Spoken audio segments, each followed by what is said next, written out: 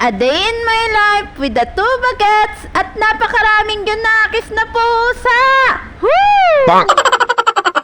Anyways, pagka uwi ko nga ng trabaho nung Lunes ay inasikaso ko na nga itong mga dadalhin ko para nga makapag-alok at makapagtinda. Ito nga ang aking mga paninda na herbal coffee at mga organic soap. Bali, ito nga ang mga paninda ko ay ginagamit din namin sa pang-araw-araw namin dito sa bahay. At palakad na nga ako dyan at niyakag ko nga itong bunso ko para may makasama naman ako sa pag-aalok ng mga paninda ko. Sa pagtitinda ay kailangan mo talaga ng sipag at tiyaga, lakas ng loob at dagdagan mo na nga rin ng medyo kapal ng mukha para nga makapag-alok ka at makapagbenta ka sa mga magiging customer mo. Maswerte ka na lang kapag ang mga kaibigan mo ay sinusuportahan ka at bumibili ng mga paninda mo. At syempre, kailangan yung kapaki-pakinabang at magagamit natin sa pang-araw-araw at hindi masasayang yung ibabayad ng mga customer natin sa atin. Anyways, natapos na nga yung pag-aalok namin nung Lunes ng gabi. Kahit papaano ay may napagbentahan naman kami ng bunso ko at ito naman yung kaganapan kagabi. Pagka uwi ko nga,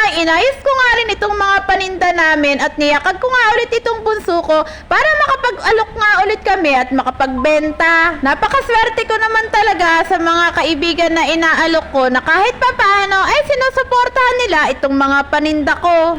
At alam ko naman na hindi masasayang yung mga ibabayad nila sa akin dahil alam ko naman sa sarili ko na maganda naman itong mga produkto na inaalok ko sa kanila. Kailangan ko talagang magdoble kayod dahil mababa nga lang din ang sahod ko at mahina nga rin ang hanap buhay ngayon ng mister ko dahil wala nga ganong pasahero dahil bakasyon nga at alam nyo naman maraming umaasa sa akin na mga 4 na paa, Nyosme.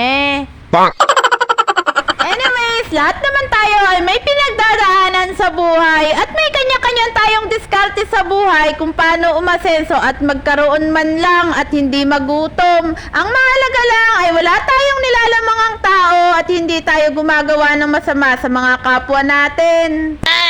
Maraming salamat sa mga tumatangkilik at mga bumibili ng mga paninda ko. Laking tulong po yan sa amin na kahit isang pirasong bilhin mo ay malaking kabawasan na yan at laking tulong na nga rin yan sa pagtitinda ko. Sa totoo lang, nung bata pa ako ay mahilig na nga rin talaga akong magbenta ng mga kung ano-ano. Naalala ko pa nga dati ay umaangkat pa nga ako ng ice candy dun sa amin para nga maibenta dun sa zone namin na wala pa rin kuryente. Gamit pa nga din yung lumang bisikleta nun ng tatay ko na ginagamit ko sa pagbebenta ng ice candy. Naalala ko pa nga, kumukuha pa nga kami dati ng mga suso para nga maibenta sa halagang 5 piso sa isang baso. Basta nga naalala ko nung bata ko ay mahilig talaga akong magbenta-benta ng mga kung ano-ano para nga may sarili akong kita para hindi na rin humingi sa nanay ko dahil napakarami nga namin magkakapatid at napakahirap talaga ng buhay namin noon. Anyways, pauwi na nga rin kami dyan at kahit papaano ay may mga napagbentahan din kami. Yun lang, salamat!